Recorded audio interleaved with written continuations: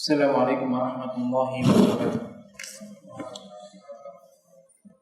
Innal hamdalillah nahmaduhu wa nasta'inuhu wa nastaghfiruh wa na'udzu billahi min shururi anfusina wa sayyiati a'malina. May yahdihillahu fala mudilla lahu wa may yudlil fala hadiya lahu. Asyhadu an la ilaha illallah wahdahu la syarika lahu wa asyhadu anna Muhammadan abduhu wa rasuluh. Allahumma shalli ala Muhammadin wa ala ali Muhammad kama shallaita ala ali Ibrahim innaka Hamidum Majid.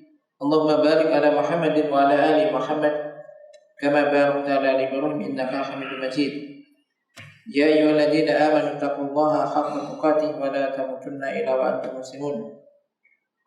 Amma ba'du fa inna asdaqal hadits kitabullah wa khairul hadi hadi Muhammadin sallallahu alaihi wasallam wa syarrul umuri muhdatsatuha wa kullu muhdatsatin bid'ah wa kullu bid'atin dhalalah wa dhalalatin finnar. Jemaah sekalian yang dimani Allah Subhanahu wa taala, alhamdulillah insyaallah kita malam ini akan melanjutkan kita beradu sholihin masih dalam babul muraqabah dan masih pembahasan tentang iman. Ini rukun iman yang masuk di dalam ini rukun iman yang keempat. Qala Asy-Syarih Syekh Utsaimin rahimahullah taala, qauluhu wa rusulihi hadza huwa ruknur rabi'. Jadi iman itu antumina billahi wa malaikatihi wa kutubihi wa rusulihi. Di sini wa yaumil akhir wa bil qadari khairi wa syarri. Nah ini wa rusulihi ini adalah rukun yang keempat dari rukun iman, yaitu beriman kepada rasul-rasulnya. Rasul ini secara makna ini jamak dari rasul. Rasul ini maknanya adalah mursalun, yang diutus. Yang diutus untuk menyampaikan sesuatu.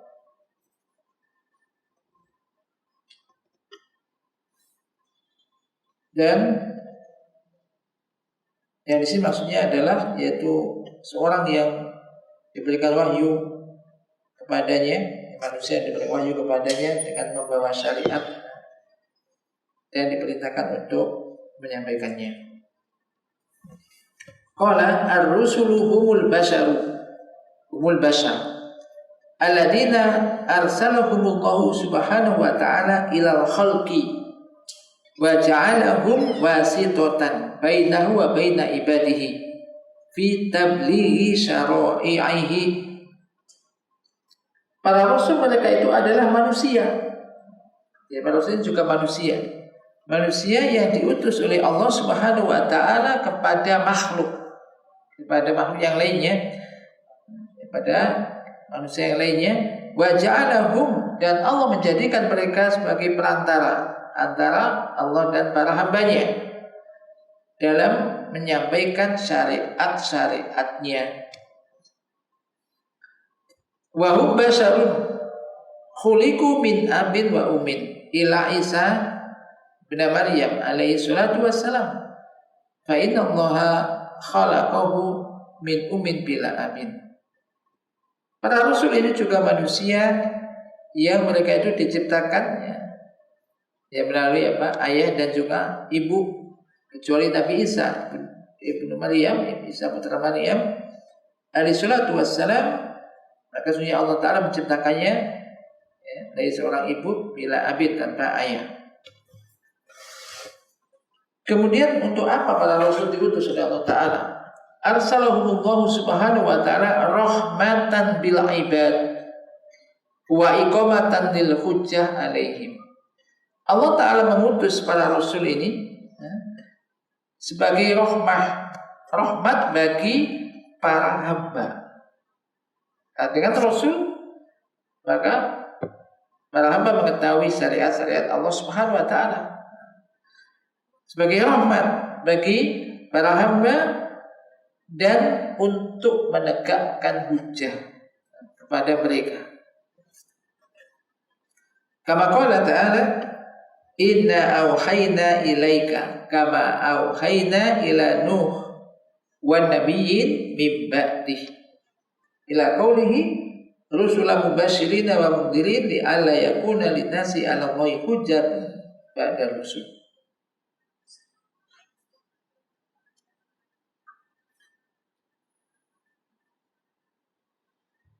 Allah Subhanahu wa taala telah berfirman di dalam surah An-Nisa ini ya. Inna auhayna ilaika kama auhayna ila Nuh wa nabiyyina min ba'di wa auhayna ila Ibrahim wa Ismaila wa Ishaq wa Yaqub wal asbaq wa Isa wa Ayyub wa Yunus wa Harun wa Sulaiman wa atayna Dawuda zabura wa rusulan qad qasasna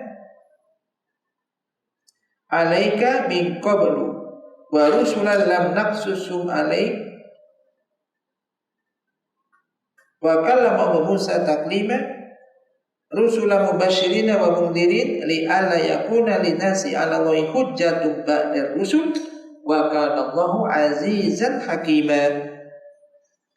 Sesungguhnya kami telah mewahyukan kepadamu sebagaimana kami telah memberikan wahyu kepada Nuh dan nabi-nabi setelahnya. Dan kami telah memberikan wahyu pula kepada Ibrahim dan Ismail dan Ishak, Yakub dan anak cucunya Isa, Ayub, Yunus, Harun dan Sulaiman. Dan kami telah memberikan kitab Zabur kepada Daud. Dan ada beberapa rasul yang telah kami kisahkan mereka kepadamu sebelumnya. Dan para rasul, ada beberapa rasul yang lam naqsushum alaik, yang tidak kami kisahkan mereka kepadamu. Ini. Wa kallama Musa taklima, dan Allah berbicara langsung kepada Musa.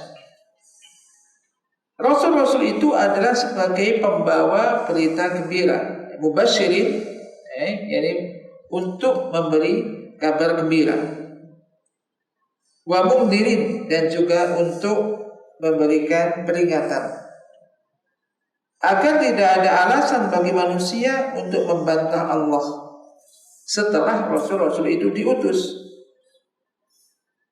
Dan Allah itu azizan hakimah, maha perkasa lagi maha bijaksana.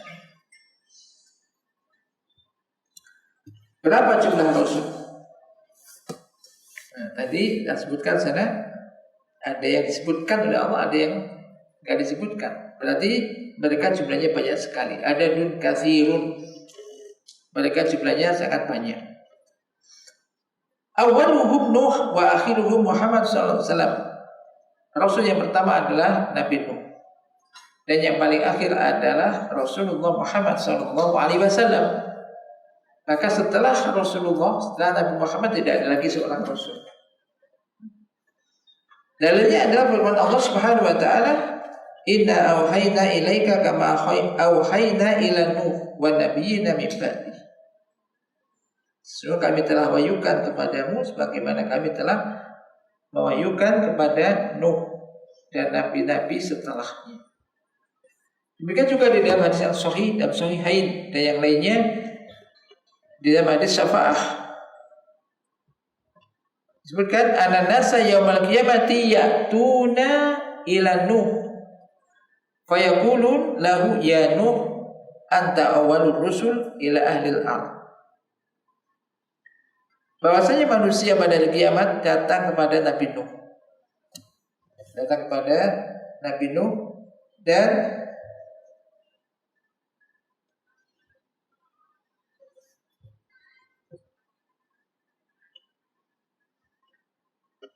mereka dan mengatakan kepada Nabi Nuh, anta awalur rusul ila ahlil ardh. Engkau adalah rasul yang pertama yang diutus ke muka bumi atau ke penduduk bumi. Ini menjadi dalil bahwasanya rasul yang pertama ini Nabi Nuh. Adapun dalil yang menunjukkan bahwa Nabi kita Nabi Muhammad alaihissalatu wassalam ini adalah akhir rasul, rasul yang paling akhir, yaitu firman Allah Ta'ala, maka Muhammadun aba ahadi min rijalikum walakin Rasulullah wa khataman nabiyyin. Nabi Muhammad itu bukanlah ayah dari salah satu di antara kalian min rijalikum walakin Rasulullah, kan tapi dia itu adalah Rasul utusan Allah dan penutup para nabi.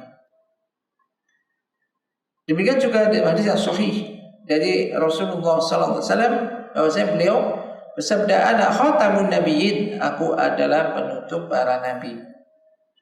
Maka fa'alaina an nu'mina bi anna jami'ar rusul alladzina arsalahumullah shadiqun fima balaghu bihi anillah wa fi risalatihim.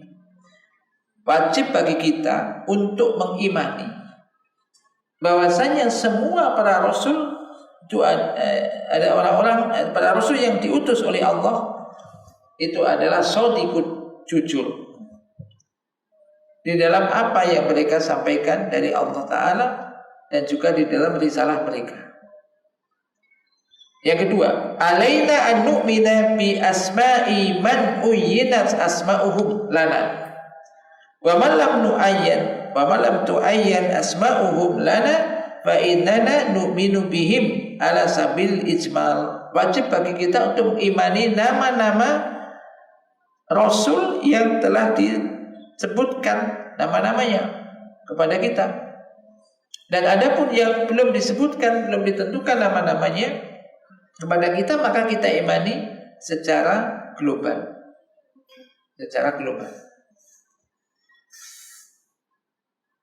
Yang berikutnya, alaina aidon an nu'mina anna ma min ummatin illa arsalallahu ilaiha rasulah litakuma alaihim al-hujjah. Kama qala Allah Ta'ala, wa laqad ba'atsna fi kulli ummatin rasulan an ibudullaha wajtanibut taghut. Wa qala Ta'ala, wa in min ummatin illa khala fiha nadhir.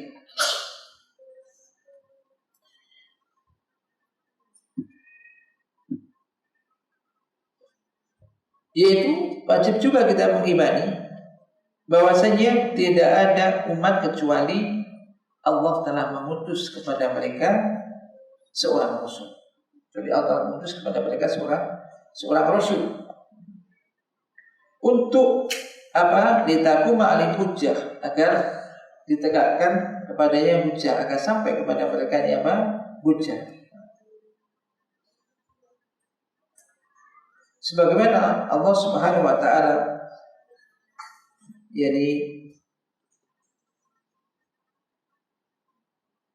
telah berfirman, dan sesungguhnya walaqad ba'atsna fi kulli ummatin rasulah, sesungguhnya kami telah mengutus di setiap umat seorang rasul untuk menyerukan anibudullaha wajtanibut taghut, untuk menyerukan sembahlah Allah dan jauhilah taghut, yaitu sembahan selain Allah. Demikian juga Allah Ta'ala berfirman di dalam surah Fatir ayat 24, yakni wa in min ummatin illa khala fiha nadhir, dan tidak ada satupun umat melainkan di sana telah datang seorang pemberi peringatan. Wa alaina an nusaddiqa bi kulli ma akhbara bihi rusul idza sahha anhum min jihatin naql wa na'lam annahu haqqun. Wajib bagi kita untuk membenarkan setiap apa yang diberitakan oleh para rasul apabila telah sahih dari mereka dari sisi penukilannya, dan kita mengetahui bahwasanya itu adalah benar. Wa alaina an nattabi'a khatamahum Muhammadan sallallahu alaihi wasallam. Dan ini penting, kita umat Rasulullah wajib bagi kita untuk ittiba, untuk mengikuti penutup para nabi dan para rasul, yaitu Nabi Muhammad sallallahu alaihi wasallam. Kenapa? Li'annahu huwa alladhi faradu alaina ittiba'ahu. Qala Allah Ta'ala, qul ya ayyuhan nas inni rasulullahi ilaikum jami'a alladzi lahu mulku samawati wal ard la ilaha illa huwa yuhyi wa yumiit fa aminu billahi wa rasulihi an-nabiyil ummi alladzi yu'minu billahi wa kalimati wattabi'uhu la'allakum tahtadun. Karena dialah yang telah mewajibkan kita untuk mengikutinya. Allah Ta'ala berfirman, kul, katakanlah. Ini Allah berfirman, kul, katakanlah wahai Muhammad, kul, ya ayuhan nas, wahai segenap manusia, sesungguhnya aku adalah utusan Allah yang diutus kepada kalian semuanya, kalian seluruhnya. Alladzi lahu mulku samawati wal ard, yang miliknya lah kerajaan langit dan bumi. Tidak ada semuanya hak disembah kecuali Dia. Yang yuhyi wa yumit, menghidupkan dan mematikan. Fa'aminu billah, maka berimanlah kamu sekalian kepada Allah dan juga kepada Rasulnya, seorang Nabi yang ummi, yang beriman kepada Allah dan kalimat-kalimatnya. Wattabi'uhu, dan ikutilah Dia. La'allakum tahtadun, agar kalian mendapatkan petunjuk. Maka di sini Allah Subhanahu wa taala memerintahkan kita untuk ittiba kepada Rasul. Wa qala ta'ala, qul in kuntum tuhibbunallaha fattabi'uni yuhibbukumullah. Katakanlah, in kuntum tuhibbunallaha, jika kamu sekalian itu mencintai Allah, fattabi'uni yuhibbukumullah, maka ikutilah aku, niscaya Allah akan mencintai kamu sekalian. Lanjutannya, wa yaghfir lakum dzunubakum, dan Allah akan mengampuni dosa-dosa kalian. Di sini surah Al-Imran ayat 31. Kita wajib hafal lah surat-surat begitu ya. Ya, jadi Allah Ta'ala berfirman, katakanlah in kuntum tuhibbunallah. Maka ayat ini ada yang mengatakan ayat ini ayat ujian. Ujian untuk membuktikan apakah orang itu benar-benar cinta kepada Allah atau hanya sekedar ngomong saja. Qala Ta'ala, dari kul, katakanlah, jika kamu sekali itu cinta kepada Allah, fattabi'uni, maka ikutilah aku, ikutilah Rasul. Maka ini bukti ketika orang menyatakan cinta kepada Allah, maka buktikan cintamu gitu. Kalau kamu cinta kepada Allah, apa? Ittiba kepada Rasul. Yaitu fattabi'uni yuhibbukumullah, kata Rasul, maka ikutilah aku, ikutilah Rasul sallallahu alaihi wasallam, niscaya apa balasannya? Niscaya pasti Allah akan mencintai kalian. Jadi ayat ini terdapat bukti ketika orang itu cinta kepada Allah, buktinya adalah ittiba Rasul. Ittiba itu mengikuti ajaran Rasulullah SAW. Dan kalau orang itu ittiba kepada Rasul, buahnya apa? Akan dicintai oleh Allah. Dan tidak hanya itu, wa yaghfir lakum dzunubakum, dan Allah akan mengampuni dosa-dosa kalian. Akan dicintai oleh Allah dan akan diampuni dosa-dosanya. Jadi kalau Anda ingin dicintai oleh Allah, ikutilah kepada Rasul, ikutilah Rasul, dan juga akan diampuni dosa-dosa. Kayak ini dalil wajibnya kita untuk ittiba kepada Rasul. Amma ma siwahu minar rusul fa inna nattabi'uhum idza warada syar'una bil amri bittibaihim. Mislu qaulihi alaihi salatu wassalam, afdhalu sholati sholatu akhi Daud, kana yanamu nisfal laili wa yaqumu sulusahu wa yanamu sudusahu, wa afdhalu siyami siyamu akhi Daud, kana yasumu yauman wa yuftiru yauman.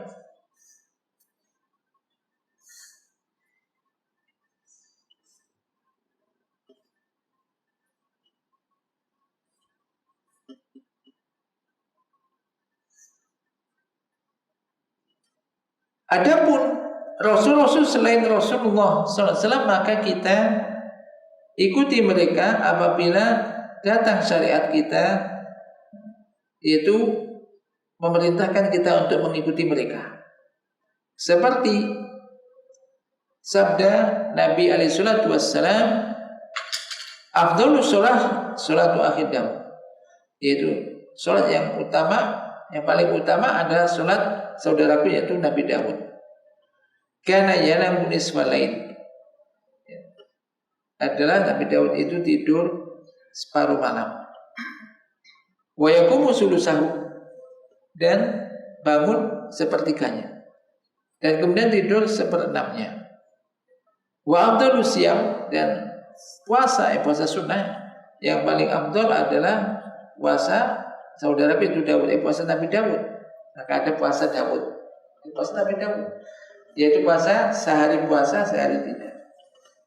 Ini yang paling afdal, maksudnya puasa yang paling tinggi ya, dikatakan afdal. Karena yasumu yauman wa yuftiru yauman. Nabi Daud itu puasa sehari dan berbuka sehari, maksudnya tidak berpuasa sehari. Puasa tidak, semacam itu. Ya kecuali kalau pas apa nggak boleh puasa? Hari raya, ya, dan hari tasyrik. Ini, masya Allah, banyak juga di antara kita yang puasa Daud. Ada orang itu, ya, udah kurang sehat apa akhirnya cerita ini puasa Daud. Aku tambah sehat katanya. Jadi puasa sehari tidak puasa sehari. Dan ini menceritakan tentang ibadahnya Nabi Daud dan tahajudnya Nabi Daud di waktu malam. Demikian juga tentang puasa Nabi Daud. Disebutkan itu min ajli an nattabi'ahu bihi, agar supaya kita bisa mengikutinya di dalam masalah itu. Amma idza lam yarid syar'una bil amri bitibaihi faqad ikhtalafal ulama rahimahumullah. Hal syar'u ma qablana syar'un lana ma lam yarid syar'una bil amri bi khilafihi aw annahu laisa bi syar'in lana hatta yarida syar'una bil amri bitibaihi. Adapun apabila tidak ada syariat kita yang memerintahkan untuk mengikutinya, maka di situ para ulama rahimahumullah berbeda pendapat. Apakah syariat di nabi-nabi sebelum kita itu merupakan juga syariat bagi kita selama tidak ada syariat kita yang memerintahkan untuk menyelisihinya, atau ia bukan syariat bagi kita hingga ada datang syariat kita memerintahkan untuk ittiba kepadanya atau untuk mengikutinya. Wa sahihu anna syar'a man qablana syar'un lana idza lam yarid syar'una bi khilafihi. Li'annahu ta'ala lamma dzakara anbiya wa rusula qala li nabiyhi sallallahu alaihi wasallam ulaika alladziina hadallah fa bihudahu muqtadi. Iqtadi. Lebih aman. Kalau mu'allif yang benar ada bahwasanya syariat nabi-nabi sebelum kita ada syariat bagi kita selama tidak ada syariat kita yang menyebutkan yaitu untuk menyelisihinya. Lam yarid syar'una bi khilafihi. Selama tidak syariat kita tidak datang, maksudnya tidak menyelisihinya. Karena Allah Ta'ala tatkala menyebutkan para nabi dan rasul, Dia berfirman kepada nabinya sallallahu alaihi wasallam, mereka itulah orang-orang yang diberikan petunjuk oleh Allah, fa bihudahu muqtadi.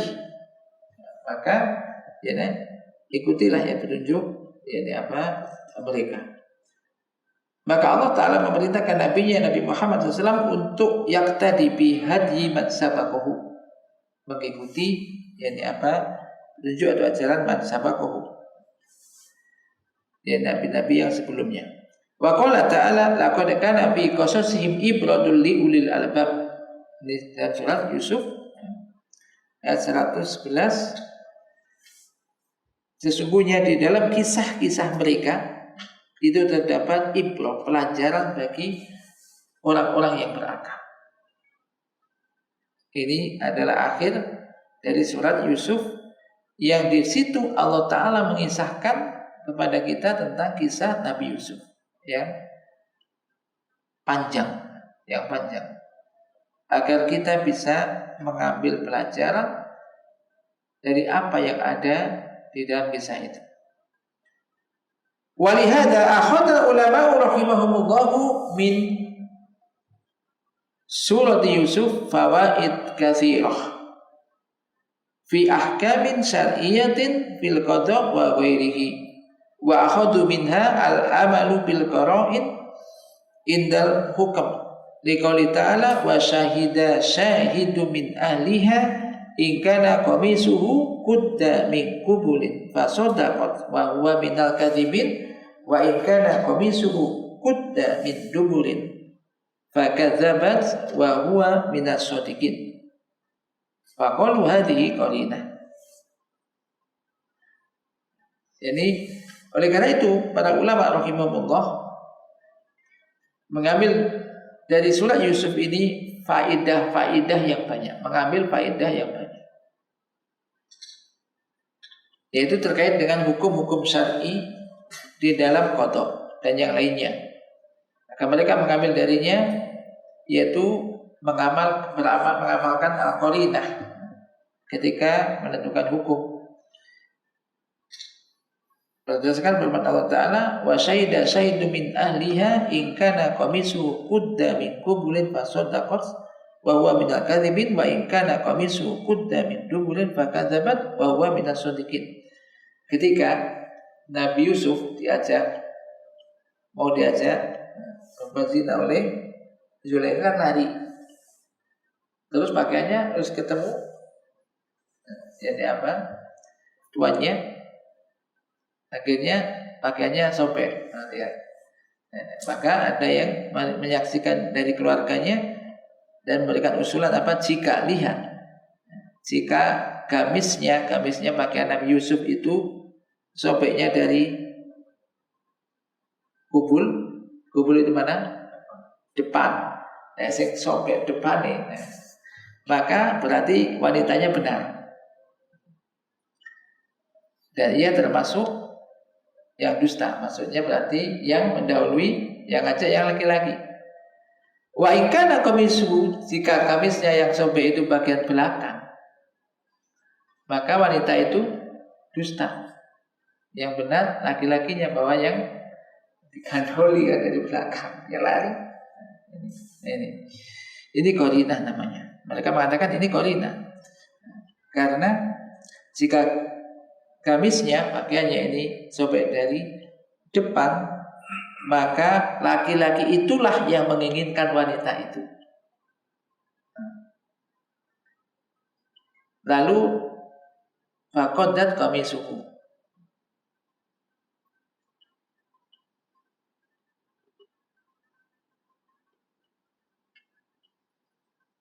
wa idza kana min dubulin, apabila yang sobek dari belakangnya, maka fahiyalati talabathu wa jarrat qamisuhu hatta iqadda, berarti wanita itulah yang memintanya, mengajaknya, memintanya, dan dia menarik pakaiannya karena laki-laki yang enggak mau lari disobek, akhirnya sobek dari belakang. Fahadi qarinah sabata biha al-hukm wal ulama itamadu hadhihi qarinah wa in kana fi sunnah ma yadullu ala hukmi bil qara'in fi ghairi hadhihi masalah. Akan tetapi lakin al-qaul ar-rajih fi syar'i man qablana anau syar'un lana ma lam yarid syar'una bi khilafihi. Tetapi tadi al-qaul ar-rajih pendapat yang kuat, rajih, yaitu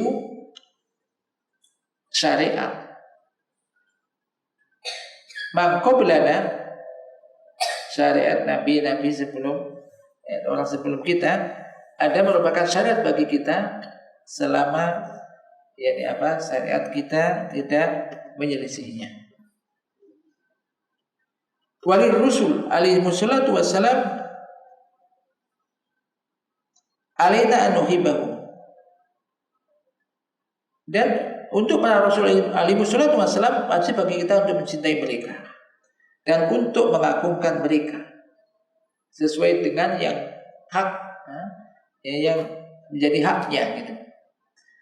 Wa an nashhada bi annahum fit tabaqatil ulya min tabaqati alil khairi wassalah. Dan kita menyatakan bahwasanya mereka para rasul ini adalah di tingkatan yang paling tinggi di antara tingkatan orang-orang yang ahlul khair wassalah, orang-orang yang soleh ya. Kama qala ta'ala wa may yuti'ir rasulah wa may yuti'illaha war rasulah fa ulaika ma'al ladina an'amallahu 'alaihim, yaitu minan nabiyyin wa siddiqin wa syuhada wa sholihin wa hasuna ulaika rafiqa. Allah Ta'ala sebagaimana Allah Ta'ala berfirman, barang siapa yang taat kepada Allah dan Rasul, maka mereka itulah orang-orang yang akan bersama dengan orang-orang yang telah diberikan nikmat oleh Allah, yaitu para nabi, disebutkan para nabi, kemudian setelahnya siddiqin, setelahnya syuhada, setelahnya sholihin. Ini menunjukkan para nabi, rasul dan para nabi ini tingkatan paling tinggi dari urutan orang-orang yang soleh. Wa hasuna ulaika rafiqa, dan mereka itu adalah sebaik-baik teman. Ini juga ayat ini memberikan targhib, motivasi bagi kita agar ketika kita itu berupaya untuk taat kepada Allah dan Rasul,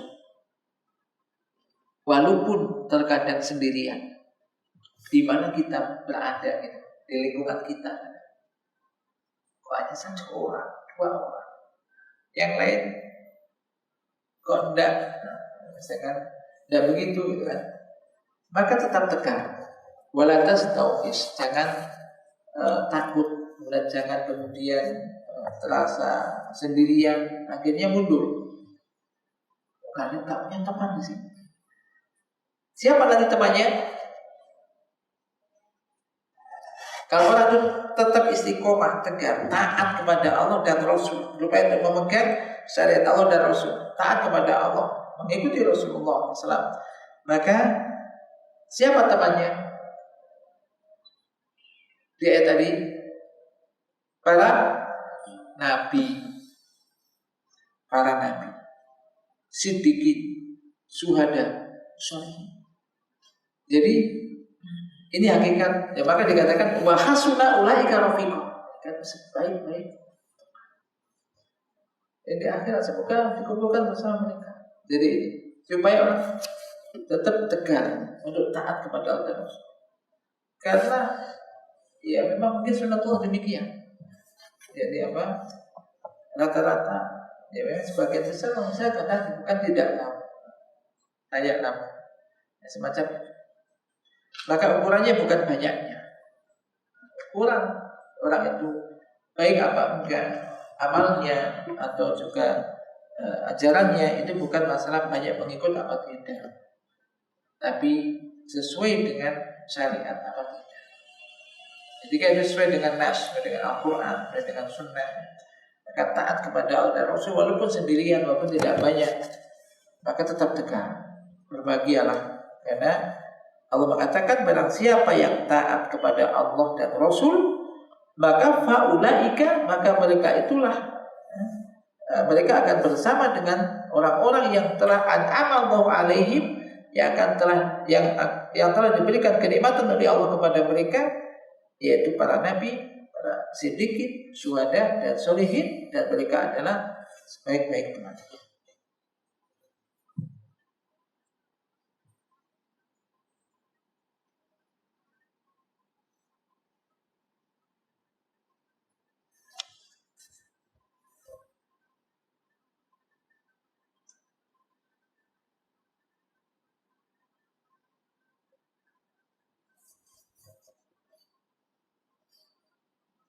Jadi Saya ulang, jadi kesimpulan dari beriman kepada Rasul yaitu meliputi, singkatnya ringkasnya tadi, poin pertama berarti mengimani bahwasanya risalah mereka itu benar dari Allah Ta'ala. Barang siapa yang kufur dengan risalah salah seorang dari mereka, berarti telah kufur kepada semua Rasul. Perhatikan di Quran Allah Ta'ala berfirman, kadzabat qaumun Nuhinil mursalin. Kadzabat qaumun Nuhinil mursalin. Kaumnya Nabi Nuh telah mendustakan para rasul. Padahal Nabi Nuh ini rasul yang pertama. Artinya ketika orang itu mendustakan Nabi Nuh, berarti dia telah mendustakan para rasul. Ini.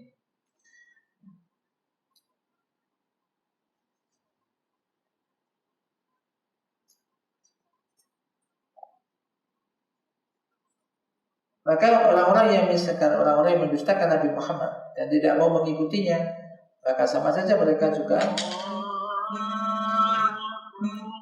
telah mendustakan Rasul yang lainnya, termasuk orang macam Nasoro yang mendustakan Nabi Muhammad, tidak mau menerima, maka ini berarti juga mendustakan Nabi Isa.